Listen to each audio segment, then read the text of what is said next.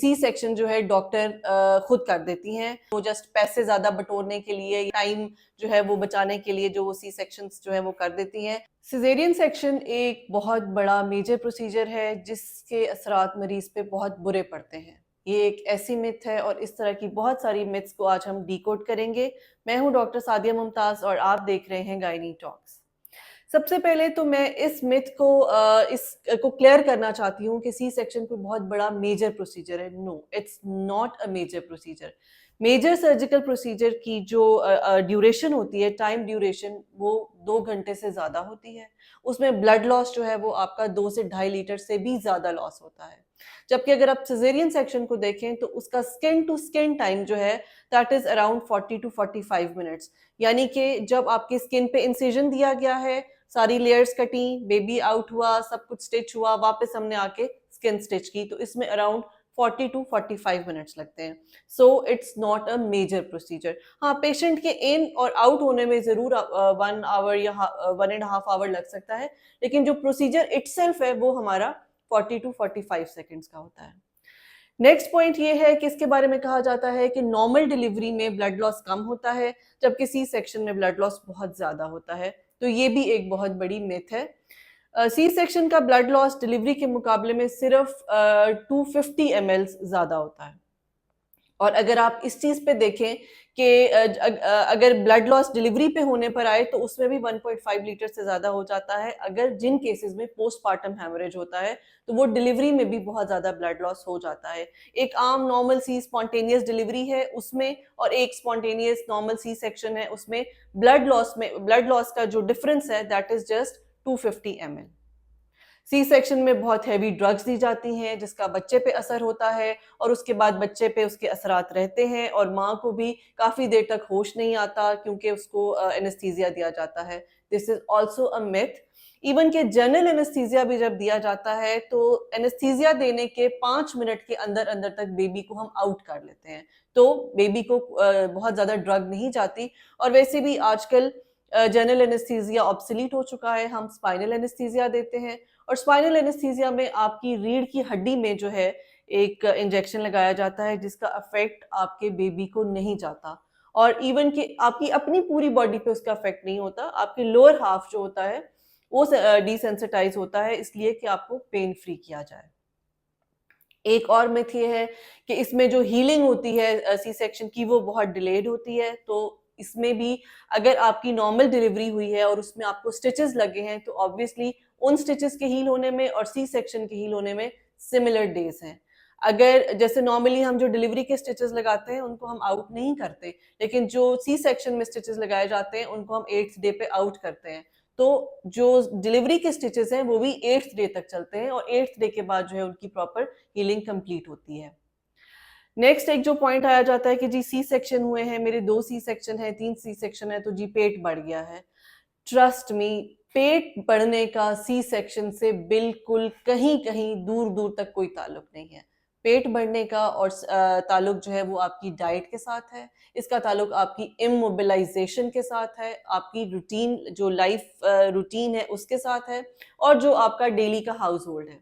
अगर आप C section के बाद 3 महीने सिर्फ ये सोच के बेड पे रहेंगी कि आपका तो बड़ा ऑपरेशन हुआ है और आप हिल नहीं सकती, आप कोई वर्कआउट नहीं कर सकती, तो definitely you will and up with the pendulous abdomen. लेकिन अगर आप सी सेक्शन के बाद 10-15 डेज के बाद आहिस्ता आहिस्ता अपनी टोनिंग एक्सरसाइजेस शुरू करेंगी, अपने जो वर्क रूटीन है उसको आप अडाप्ट करेंगी, वापस उसकी अपनी लाइफ की तरफ आएंगी, तो आपको ये प्रॉब्लम भी फेस नहीं करना पड़ेगा। इसके अलावा कहा जाता है कि सी सेक्शन मॉम्स जो है वो अपने बच्चे को प्रॉपरली फीड नहीं करा सकती।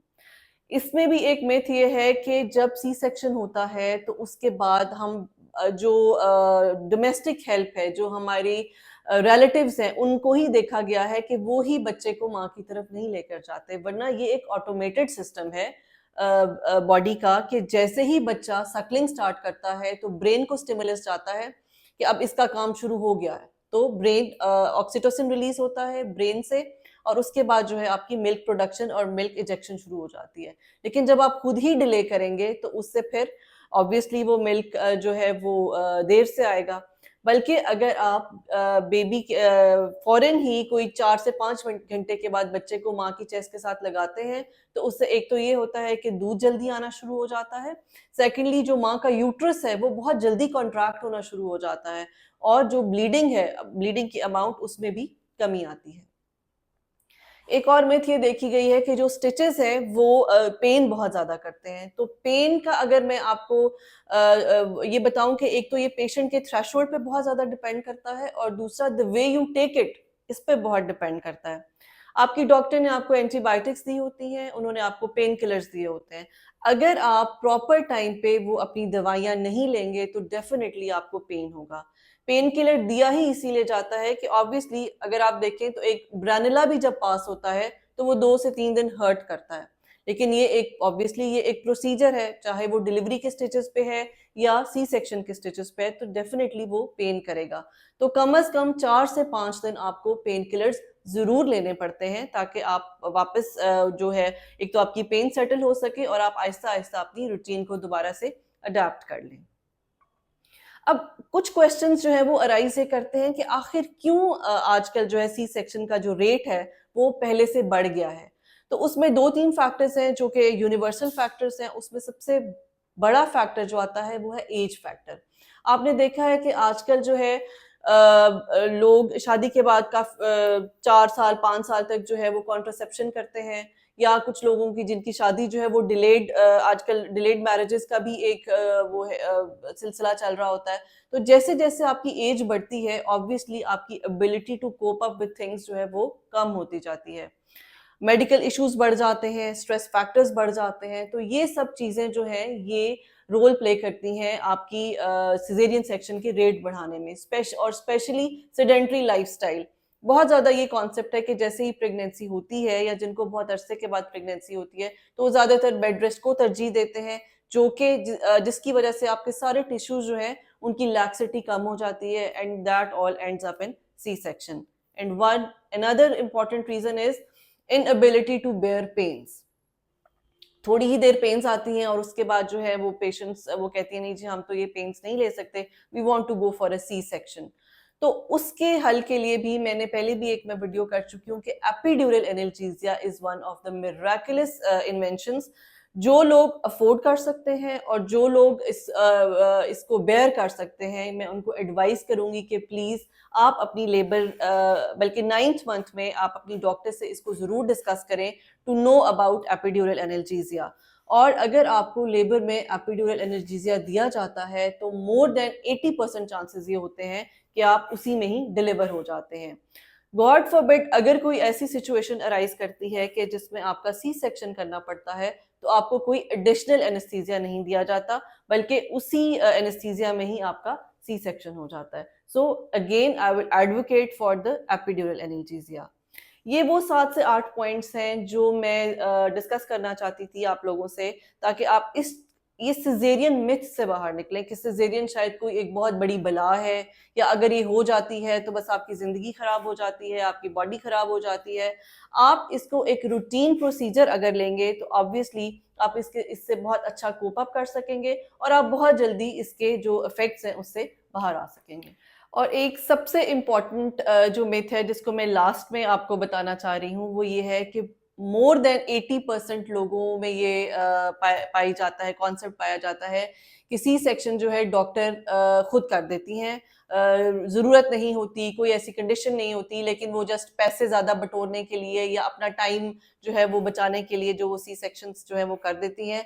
तो मैं इसको थोड़ा-सा क्लियर करना चाहूँगी कि देखिए अच्छे बुरे लोग हर जगह पाए जाते हैं, लेकिन जहाँ तक एक मेडिकल फील्ड का ताल्लुक है, आई डोंट थिंक सो कि कोई भी डॉक्टर अननेसेसरीली ज़रूरत ना पड़ने की वजह से भी आपका सी सेक्शन करेंगी। उसकी अगर आप फ़ी या चार्जेज़ या इस पॉइंट ऑफ व्यू से बात करें, तो अगर हॉस्पिटल किसी बड़े हॉस्पिटल में सी सेक्शन किया जा रहा है तो सर्जन के चार्जेस जो डॉक्टर के चार्जेस हैं वो उसको वही मिलेंगे। उसको आपके सिजेरियन के स्टे का जो फायदा है वो हॉस्पिटल वालों को होगा, उसमें गायनेकोलॉजिस्ट को या आपकी डॉक्टर को उसका कोई एक्स्ट्रा बेनिफिट नहीं मिलने वाला कि जो डिलीवरी में उनको कम मिलेगा और सी सेक्शन में उनको ज्यादा मिलेगा। तो इस कॉन्सेप्ट से प्लीज बाहर निकलें और अपनी डॉक्टर पे ट्रस्ट करें। जब 9 मंथ आप अपनी डॉक्टर को विजिट करते हैं तो ऑब्वियसली आप लोगों का एक ट्रस्ट लेवल जो है वो डेवलप हो जाता है। 9th मंथ में आके ज़रूर अपनी डॉक्टर से इस चीज़ को डिस्कस कीजिए कि आपकी मोड ऑफ डिलीवरी क्या होने वाली है। और मैंने देखा है कि बहुत सारी डॉक्टर्स वैसे भी 9th मंथ में अपने पेशेंट्स के साथ इस डिस्कशन को शुरू कर देती हैं कि आपका जो केस है वो नॉर्मल की तरफ जा रहा है, या कुछ सर्टेन कंडीशंस ऐसी हैं कि जिसमें हमें करना ही सी सेक्शन पड़ता है। तो उससे आपका एक तो आप खुद मेंटली प्रिपेयर हो जाते हैं, दूसरा आई थिंक आपका जो ये एक मिथ है और ये मिसकंसेप्शन है, ये भी क्लियर हो जाती है।